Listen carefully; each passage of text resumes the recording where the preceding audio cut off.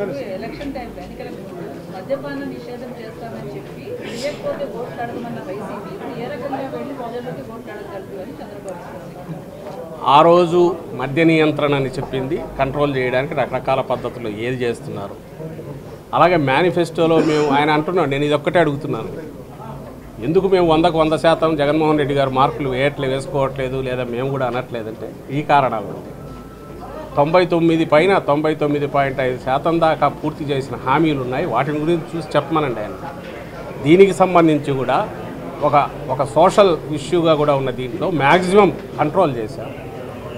Revenue తగ్గకుండా ఓ పక్కనే చేసుకుంటూ ఇంకో పక్క కన్జంప్షన్ పూర్తి తగ్గేట్టు ప్రయత్నం చేస్తాం.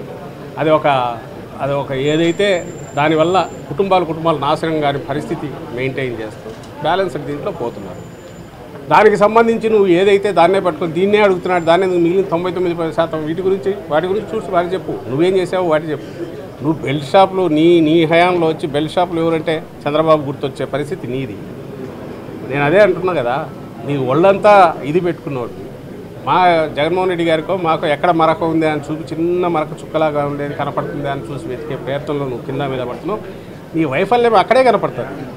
చంద్రబాబు నాయుడు వైఫల్యం అసలు ఎక్కడ ఏం పాయింట్అవుట్ చేయాలనే పరిస్థితిలో ఉన్నారు. కాబట్టి ఏదైతే ఇష్యూ మేము కూడా చెప్తున్నాము నియంత్రణ దిశగా లాంగ్ టర్మ్లో ప్రయత్నం చేస్తామంటున్నాము, దాన్నే పాయింట్అవుట్ చేసి ఇది ఎందుకు చేయలేదు చెప్పంటే ఆయన అక్కడే తెలుస్తుంది కదా, ఎత్తిపోయినట్టు దివాలా కోరుతున్నాం అక్కడే తెలుస్తుంది కదా.